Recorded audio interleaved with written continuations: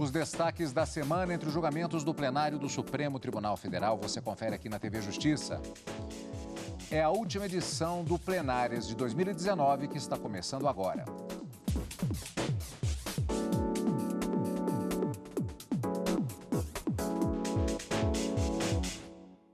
Hoje com os principais momentos das sessões dos dias 18 e 19 de dezembro de 2019.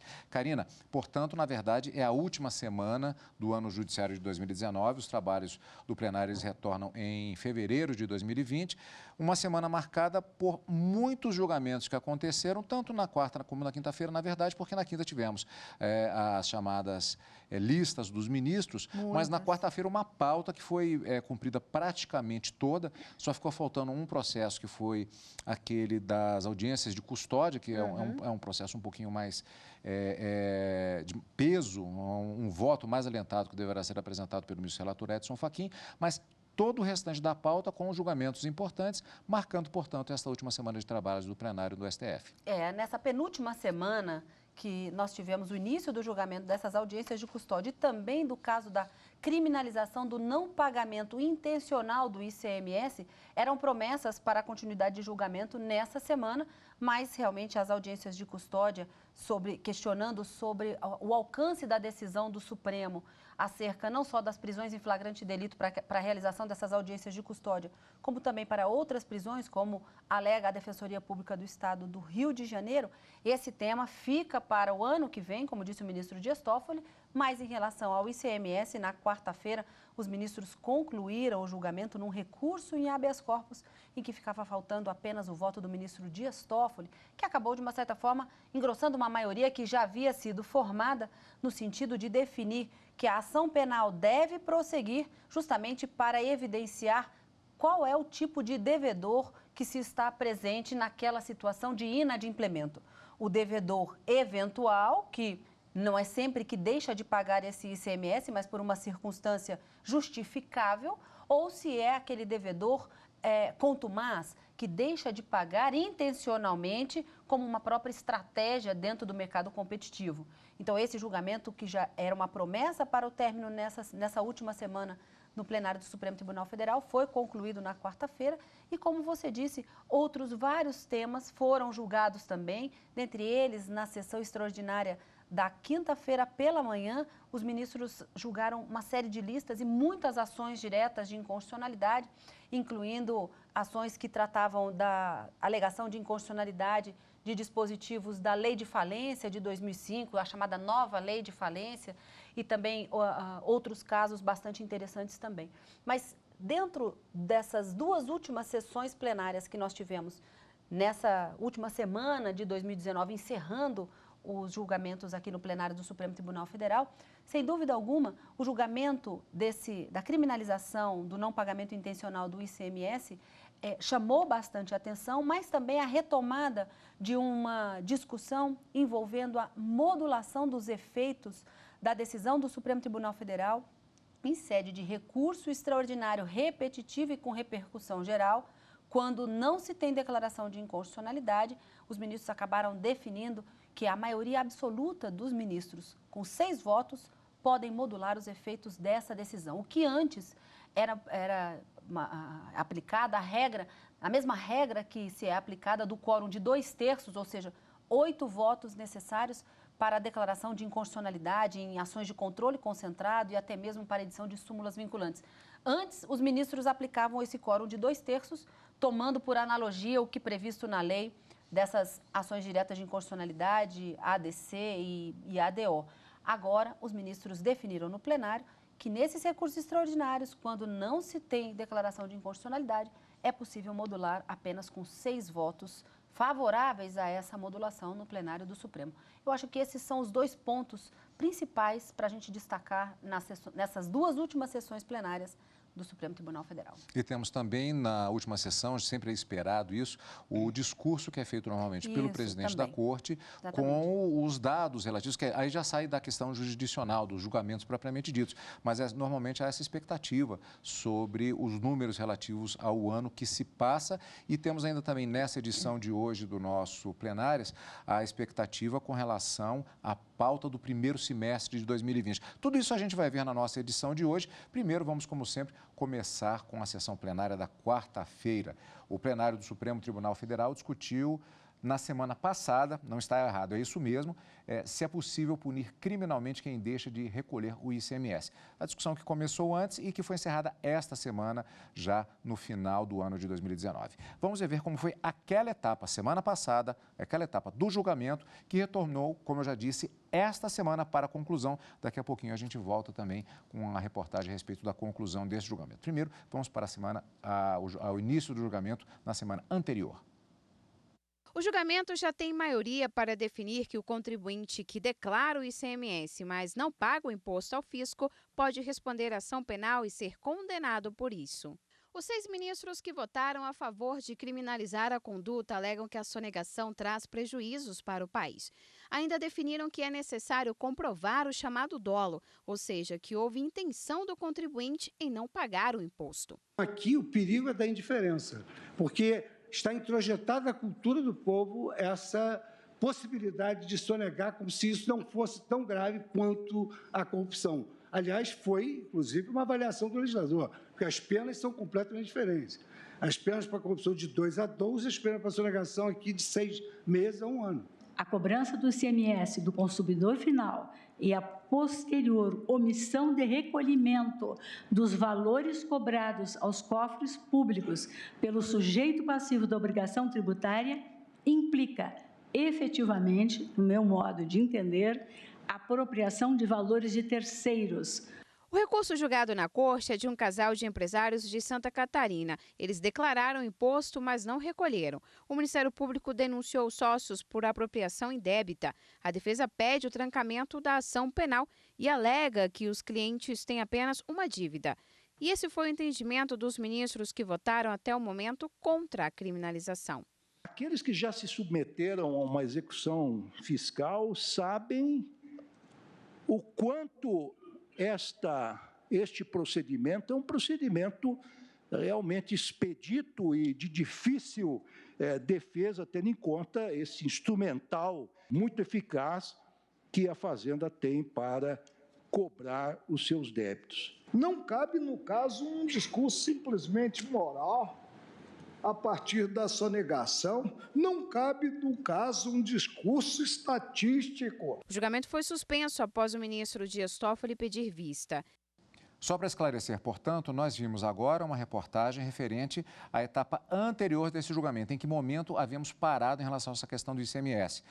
O julgamento na sessão da quinta-feira, dia 12 de dezembro. O julgamento foi retomado neste dia 18 de dezembro, na sessão desta quarta-feira, quando então tivemos o fim deste julgamento no plenário do Supremo Tribunal Federal sobre se é crime de apropriação indébita quem deixa de pagar o ICMS de forma intencional. Vamos rever. Na prática, a partir de agora, quando ficar comprovado que o ICMS não foi recolhido de forma intencional e ainda como uma estratégia do comerciante, ele poderá responder a uma ação penal e ser punido criminalmente. Antes, o processo era apenas civil. Não se trata de criminalização da inadimplência. Trata-se de criminalização da apropriação indébita. É de quem cobra do contribuinte, portanto, acresceu ao valor do preço, recebeu o pagamento e deliberadamente, sem nenhuma justificativa, deixou de recolher para o fisco. Portanto, é quem fica com o dinheiro dos outros, não é quem deixa apenas de pagar o tributo. A discussão começou na sessão da semana passada. Nessa quarta-feira, o ministro Dias Toffoli deu o 7º voto para considerar crime deixar de pagar o imposto intencionalmente. Para se distinguir o ilícito penal da mera inadimplência, há que se demonstrar o elemento subjetivo do tipo que é o dolo, vale dizer, não é qualquer inadimplemento. Demonstrar que o responsável ou contribuinte tem consciência e tem a vontade explícita e contumaz de não adimplir com o fisco. O imposto sobre circulação de mercadorias e serviços incide em produtos produzidos dentro do país e também nos importados. Ainda está nos serviços de transporte dessas mercadorias, serviços de comunicação e eletricidade. Quem deixar de recolher o ICMS pode pegar pena de 6 meses a 1 ano de prisão e pagar multa. E nessa quarta-feira, Karina, os ministros do Supremo também decidiram por manter o pagamento de quintos aos servidores públicos. Mas veja bem, apenas para aqueles amparados por decisão judicial e administrativa. Os quintos são valores que foram incorporados ao salário de servidores públicos que ocuparam cargos com gratificação no passado. Em 2015, o Supremo julgou ilegal o pagamento desse benefício. Entidades recorreram e pediram que a Corte determinasse como ficariam os casos daqueles que conseguiram na Justiça ou por decisão administrativa manter os quintos. Nessa quarta, o plenário então definiu. Quintos garantidos após decisão judicial transitada em julgado vão continuar sendo pagos. Nos casos em que ainda cabem recursos na Justiça ou que foram aprovados por decisão administrativa, os servidores podem receber até absorção integral por reajustes futuros. O julgamento sobre os quintos começou no plenário virtual. Como houve impasse sobre o alcance da decisão, o processo foi levado para a sessão presencial. Os ministros discutiram ainda sobre o quórum necessário para modular os efeitos da decisão, ou seja, dizer quando ela passa a valer.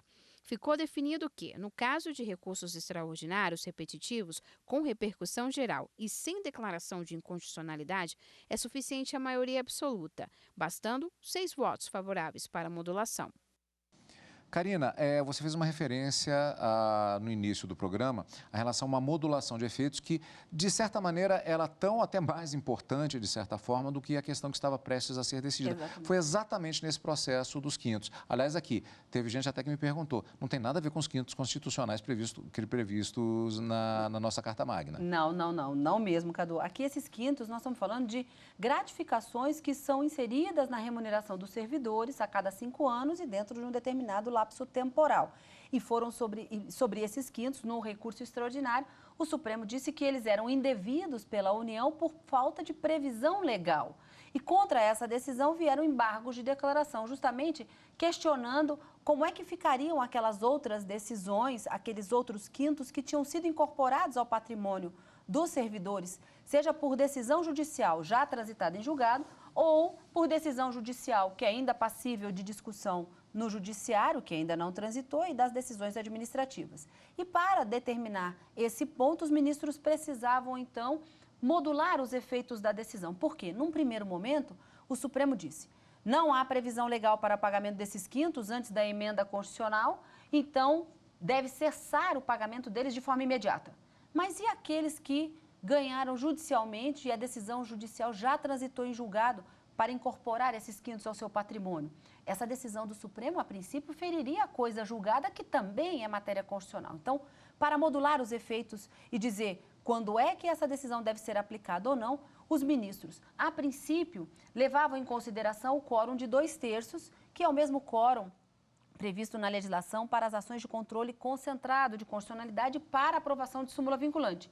Mas no plenário dessa semana, eles definiram que não tem na legislação nenhum quórum específico para essa discussão e acabaram determinando, por uma maioria que se formou, que se tratando de recurso extraordinário, como de fato era esse, não havendo declaração de inconstitucionalidade de ato normativo, como de fato era esse que vinha sendo discutido, é possível que a modulação se dê a partir de 6 votos favoráveis, e assim se deu. E aí os ministros acabaram modulando os efeitos. Mas aqui a discussão, o pano de fundo era saber do pagamento desses quintos incorporados, gratificações incorporadas à remuneração dos servidores. Quintos constitucionais é uma definição da composição dos tribunais de justiça em todo o Brasil e dos tribunais regionais federais. A Constituição diz, 1/5 da composição desses tribunais, TJs e TRFs, devem ser compostos por membros do Ministério Público e da advocacia. Por isso que se chama quinto constitucional. Mas não era essa a discussão no plenário nessa semana. Quintos enquanto gratificações de servidores. Portanto, decisão da sessão plenária da última quarta-feira. Vale lembrar que, aliás, sempre esclarecendo, desta quarta-feira, dia 18 de dezembro. Dando essa data porque nós temos reprises durante toda a semana também no nosso programa Plenárias.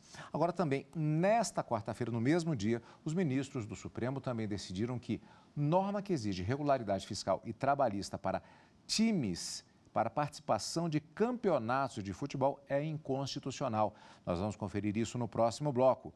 E você vai ver também a sessão de encerramento do ano judiciário de 2019 no plenário do Supremo Tribunal Federal.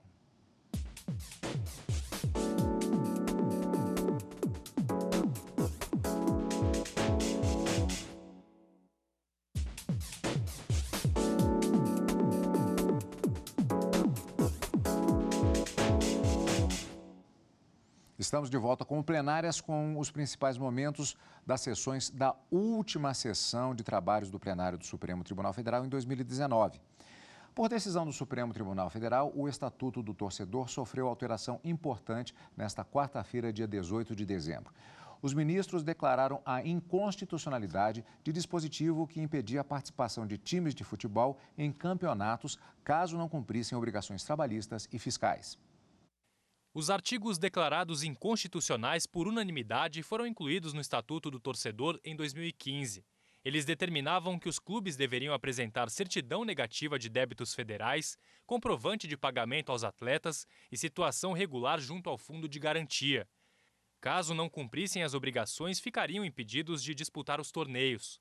Contrários às mudanças na lei, um partido político e entidades ligadas ao futebol entraram com ação direta de inconstitucionalidade no Supremo Tribunal Federal.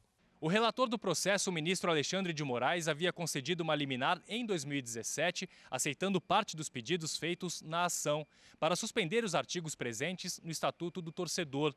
Segundo o relator, esses trechos violavam a autonomia dos clubes, além de ser uma forma de coerção. E relatou também que, ao promover a exclusão dos campeonatos, os clubes continuariam sem ter uma forma de pagar os tributos. Na sessão desta quarta-feira, os ministros decidiram julgar o mérito do processo. O julgamento foi retomado com o voto vista do ministro Marco Aurélio e finalizado com os votos dos ministros Luiz Fux e Dias Toffoli. Com isso, os 3 parágrafos que faziam as exigências fiscais e trabalhistas foram declarados inconstitucionais. O Supremo Tribunal Federal encerrou as atividades de plenário de 2019 com o menor número de processos pendentes das últimas 2 décadas. Os números foram divulgados pelo presidente da Corte, ministro Dias Toffoli, no encerramento dos trabalhos. Segundo o ministro Dias Toffoli, o Supremo Tribunal Federal está decidindo mais em menos tempo e sem comprometer a qualidade das sentenças. A Corte fecha 2019 com pouco mais de 30 mil processos em tramitação, o menor número dos últimos 22 anos, 20% a menos do que em 2018. A Corte está decidindo mais em menos tempo e, consequentemente, baixando mais processos, mas tudo sem prejuízo da qualidade da prestação jurisdicional. Fizemos isso a despeito da diminuição real de 20% no orçamento da Corte. Fizemos isso tudo nesse ano, ministro Marco Aurélio, com 20% menos orçamento do ponto de vista comparativo com o orçamento de 2009, reajustado. Este ano, o STF recebeu quase 93 mil processos, proferiu 114 mil decisões. 17 mil delas tomadas pelos ministros em conjunto, tanto no plenário quanto nas turmas. Produtividade que estimulou o bom humor na última sessão do ano. Eu costumo dizer, inclusive, que eu não sou mais operador do direito, eu sou estivador do direito. Para o ministro Dias Toffoli, o Supremo Tribunal Federal encerra o ano comprometido em garantir a integridade dos direitos fundamentais dos cidadãos, a segurança jurídica e a paz social. E promete uma agenda para 2020 também com muito empenho. O advogado-geral da União, André Mendonça, e o procurador-geral da República, Augusto Aras, agradeceram pelo comprometimento dos ministros do Supremo. O Supremo Tribunal Federal foi esse ano essencial e tem sido essencial não só para a pacificação, mas para a consolidação do nosso Estado democrático de direito. Isso é intangível. Então, a palavra da AGU, a palavra do Poder Executivo é: muito obrigado pelo ano de 2019 a todo o Supremo Tribunal Federal. O Supremo Tribunal Federal em números revela uma grande obra patriótica nacional. Muito obrigado a Vossas Excelências, muito obrigado ao povo brasileiro, porque continua confiando nesta Corte Constitucional. Karina, nós tivemos também muitos processos julgados, inclusive hoje, por conta das chamadas listas dos ministros. E, normalmente, quando elas são chamadas em sequência, como previsto e realizado na sessão desta quinta-feira, dia 19 de dezembro, processos a rodo, né? Então, tem muita coisa que é julgada. Maratona de julgamentos, como a gente costuma dizer. Tanto na quarta-feira como na quinta-feira, o ministro Dias Toffoli, na quarta, quase esgotou a pauta de julgamentos, faltavam alguns poucos para ele poder chamar, mas na quinta-feira, de todas as listas que estavam previstas para julgamento na quinta-feira, todas foram chamadas. E, dentre elas, foi chamada uma ação direta de inconstitucionalidade da relatoria da ministra Rosa Weber, mas que retornou hoje ao plenário com o voto vista do ministro Alexandre de Moraes. Esse julgamento ainda não foi finalizado em razão de um pedido de vista do ministro Dias Toffoli, mas é um tema bastante interessante, que se trata de conflito de competências para legislar sobre meio ambiente. Aqui a discussão é para ver declarada uma lei do Estado de São Paulo que teria determinada de forma diferente de uma legislação federal o percentual que deve... A diferenciação no rótulo dos produtos comercializados que tiver na sua origem organismos transgênicos. Então, diz assim, a lei federal, segundo o ministro Alexandre de Moraes, prevê que para a comercialização de produtos de consumo animal, de consumo para utilização na agricultura ou mesmo para consumo humano e que contiver organismos transgênicos, se esses organismos forem superior a 1%, o rótulo do produto tem que vir informando essa quantidade, quando superior a 1%. Isso é o que diz a lei federal. A lei do Estado de São Paulo previu a mesma obrigatoriedade no rótulo, só que determinou que quando o percentual for igual ou superior a 1%. Para o ministro Alexandre de Moraes, haveria uma afronta, o legislador estadual teria extrapolado o seu poder normativo e afrontaria a lei federal que deveria prevalecer, porque se for assim, aquele produtor que distribui mercadoria em todo o Brasil teria que fazer rótulos informativos de uma forma para 25 estados da Federação e o Distrito Federal e um rótulo diferenciado apenas para o Estado de São Paulo em razão dessa legislação. Mas a ministra Rosa Weber, que hoje foi acompanhada pelo ministro Edson Fachin, Ricardo Lewandowski e ministro Marco Aurélio, eles entendiam que não havia qualquer tipo de inconstitucionalidade, que se tratando de matéria protetiva ao meio ambiente, estaria diante de uma legislação de competência concorrente para legislar da matéria e que não haveria qualquer tipo de inconstitucionalidade. Hoje votaram o ministro Alexandre de Moraes, Luiz Roberto Barroso, Luiz Fux e Gilmar Mendes no sentido da procedência da ação para declarar a inconstitucionalidade dessa lei paulista. Mas, como eu disse, o julgamento não foi encerrado, deve ser retomado no ano que vem, com o voto vista do ministro Dias Toffoli. Vamos aguardar quando entrará em pauta novamente essa discussão sobre essas informações. Karina, por falar exatamente disso, quando entrarmos com alguns processos na pauta do ano que vem, isso acaba sendo uma referência em relação ao discurso do ministro Dias Toffoli exatamente sobre as expectativas para o ano de 2020. Ele deixou bem claro em discurso em evento recente, ainda nesta semana que encerra os trabalhos do plenário do Supremo, que haverá uma prioridade em 2020 exatamente para o julgamento de temas que já tenham sido iniciados, muitos deles importantes, com repercussão geral reconhecida, e para que haja justamente este desafogamento durante o ano de 2020. Antes de entrarmos ainda com relação a isso, Karina, há um detalhe, que é o fato de que, como vimos há pouco, os números apontados para o ano de 2019 foram apontados pelo ministro Marco Aurélio como excepcionais, a ponto até de algumas pessoas não acreditarem na quantidade de processos que são julgados. E dados bastante positivos, né? Os números, segundo demonstraram o ministro Dias Toffoli, de julgamentos realizados na Corte superam a quantidade de julgamentos nas últimas 2 décadas. E o ministro Dias Toffoli, ele repetiu uma frase que no meio do ano, do finalzinho do primeiro semestre do Judiciário, eu me lembro dele ter dito isso também, que a Suprema Corte do Brasil é uma das Supremas Cortes no mundo que mais julga e que isso seria uma eficiência na prestação jurisdicional, o que, de uma certa forma, é um ponto bastante positivo não só para o Supremo Tribunal Federal, mas como para o Poder Judiciário como um todo, né? E além dos números, os temas em expectativa de julgamento. Exatamente. No ano que vem, os julgamentos do plenário do Supremo Tribunal Federal serão retomados na primeira semana de fevereiro. E é exatamente isso. A pauta do primeiro semestre de 2020 já foi divulgada. Segundo o presidente da Suprema Corte, foram priorizadas a continuação de julgamentos já iniciados, pedidos de vista e julgamentos suspensos, repercussões gerais mais antigas e com maior impacto nos tribunais e as sugestões dos próprios ministros do Supremo Tribunal Federal. Entre os destaques, dia 12 de fevereiro, o plenário define em recurso extraordinário se é possível a execução provisória da pena de condenados pelo Tribunal do Júri. Dia 11 de março, o julgamento conjunto de 2 recursos extraordinários, nos quais os ministros tratam do dever do Estado de fornecer medicamento de alto custo a portador de doença grave que não possui condições financeiras.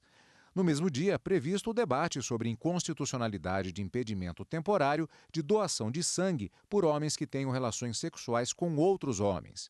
No dia 25 de março, previsto habeas corpus, onde se discute as situações em que pode haver anulação de ações em razão da ordem das alegações finais de réus delatores e delatados. Só falta a fixação de tese a ser definida pelo plenário. Dia 29 de abril, julgamento conjunto de ações diretas de inconstitucionalidade sobre a distribuição de royalties do petróleo entre estados da Federação. No dia 6 de maio, o Supremo Tribunal Federal deve julgar se a correção do FGTS deve ser pela poupança ou pela inflação. E no dia 17 de junho, entra na pauta a revisão da delação premiada do empresário Joesley Batista. Pois é, expectativa de muito trabalho, portanto, para 2020. Já temos, então, encontro marcado com os telespectadores. Agora não mais na semana que vem com o direto do plenário em razão do recesso, mas encontro marcado em fevereiro de 2020, quando, então, serão retomadas as sessões plenárias e o nosso Plenárias. Durante todo esse período, vale lembrar, até o reinício das transmissões ao vivo do plenário do Supremo Tribunal Federal e dos programas plenários que são paralelos exatamente a essas sessões, nós teremos as reprises dos principais momentos, dos principais julgamentos do plenário do Supremo Tribunal Federal durante o ano de 2019 e também, paralelamente, aos programas plenários que estão atrelados exatamente àqueles momentos que você vai rever durante o mês de janeiro, durante o final de dezembro e o mês de janeiro de 2019. Para quem assistir a esse programa antes do Natal, um Feliz Natal e também um Feliz Ano Novo. E para quem estiver conosco acompanhando as reprises desse programa plenárias, um 2020 pleno e com muito encontro conosco aqui na TV Justiça.